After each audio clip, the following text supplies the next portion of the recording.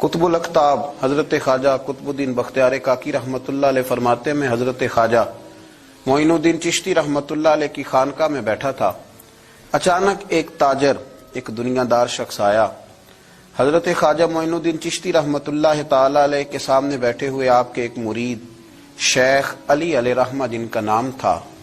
ان کی طرف وہ تاجر تیزی سے بڑھا اور شیخ علی کا گریبان پکڑ لیا۔ میرے پیسے کب دو گے اور کتنے وعدے کرو گے؟ لاؤ میری رقم واپس کرو۔ حضرت خواجہ معین الدین چشتی رحمۃ اللہ علیہ ساری صورتحال سے بے خبر تھے، جلدی سے اٹھے اور اٹھ کر کے اس تاجر سے کہا کہ معمہ کیا ہے، بات کیا ہے؟ کہ حضور بہت عرصے تھے آپ کے اس مرید شیخ علی نے میری رقم دینی ہے اور واپس نہیں کرتا۔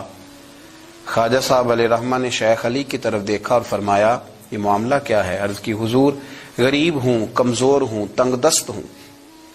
قصدن ایسا نہیں کر رہا، اس سے کچھ مہلت لے چکا ہوں، وہ ختم ہوئی، اب اور مہلت کا سوالی ہوں،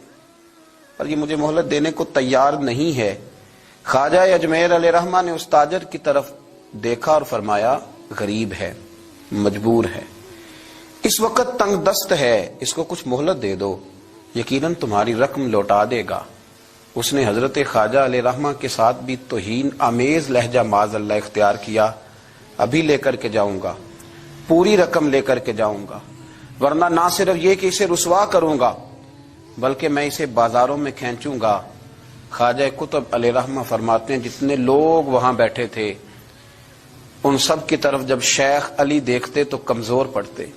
روتے، میرے پیر بھائیوں کے بیچ آ کر سرعام اتنے لوگوں میں میری اتنی رسوائی کر ڈالی۔ خواجہ اجمیر نے اپنی اس مرید کی آنکھوں میں جب آنسو دیکھے تو بڑا ہی دل نرم ہوا، اس کو کہا کچھ مہلت دے دے، اس نے کہا نہیں نہیں مجھے تو ابھی اپنی رقم چاہیے۔ خواجہ صاحب رحمت اللہ علیہ نے زمین پر چادر بچھائی، چند سکے جیب سے کیا نکالے تھے کہ اللہ تبارک و تعالیٰ نے بھرے خزانوں سے دولت عطا فرمایا، یہ ہے تمہاری رقم، اٹھاؤ اور لے جاؤ۔ تمہیں فقیروں کو اس طرح رسوا نہیں کرنا چاہیے تھا، تمہیں خانقاہوں میں بیٹھے ان سادہ اور کمزور لوگوں کے ساتھ یہ رویہ روا نہ رکھنا چاہیے تھا۔ یہ کہا اس شخص نے پیسے اٹھانے شروع کیے اور اٹھاتے اٹھاتے نا جب اس کی نظر زیادہ مال پہ پڑی تو کچھ زیادہ پیسے بھی اٹھا لیے۔ ذرا نظر بچا کے دیکھتا کہ خواجہ صاحب دیکھ تو نہیں رہے، کچھ زیادہ رقم ہتھیائی اور وہ چلتا بنا۔ حضرت خواجہ علیہ رحمہ نے شیخ علی کو تھپکی دی، فرمایا اللہ نے تمہاری عزت رکھی، پر ایک بات میری یاد رکھنا، جب بھی بھروسہ کرنے کو دل ہوا، جب بھی کسی طرف سہارا ڈھونڈنے کا دل ہوا تو یا خدا کی طرف دیکھنا یا محمد مصطفیٰ کی طرف دیکھنا صلی اللہ علیہ وسلم۔ یہ کیا درویشوں کا کیا کام کہ وہ دنیا داروں سے پیسے لے اور دنیا داروں کے ساتھ معاملات کرے، تمہاری یہ روش اچھی نہیں، لیکن اللہ نے تمہارا وقار رکھا۔ خواجہ قطب کہتے ہیں وہ بات تو ختم ہو گئی، لیکن شیخ علی کے چہرے پر کئی دنوں تک افسردگی رہی۔ وہ ان سب لوگوں کو پلٹ پلٹ کے دیکھتے جن کے سامنے آ کے اس نے گریبان پکڑا تھا تو بیچاروں کی طبیعت بگڑتی، دل پہ افسوس ہوتا، اس کو ایسا نہ کرنا چاہیے تھا، میری غریبی کا یوں مذاق نہ اڑاتا۔ کہتے ہیں چند ہفتے گزرے تو اس تاجر کو ہم نے دوبارہ خواجہ صاحب کی خانقاہ میں داخل ہوتے دیکھا، لیکن اب کہ وہ بڑا ہی پریشان آیا،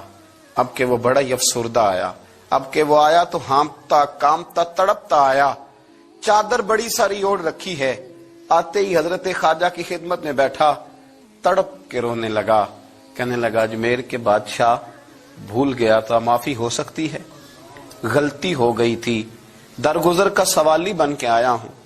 عطائے رسول ہند الولی غریب نواز رحمت اللہ تعالی علیہ فرمانے لگے پہیلیاں نہ بجھا، جو بات ہے اس کو کھول کر کے بیان کر، فقیر تیری ہر بات سننے کو اور درگزر کرنے کو تیار ہے۔ اس نے اپنا ہاتھ چادر کی اوٹ سے نکالا تو کہنے لگا حضور خشک ہو گیا، اٹھتا ہی نہیں، حضور تکلیف میں ہوں، آزمائش میں ہوں۔ ہوا دراصل یہ تھا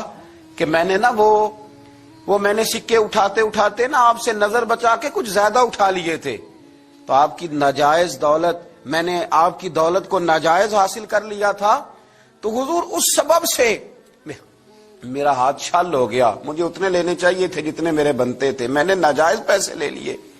خواجہ اجمیر فرمانے لگے دنیا دار ہے تو ابھی تک دنیا داری میں ہی اڑا ہوا ہے،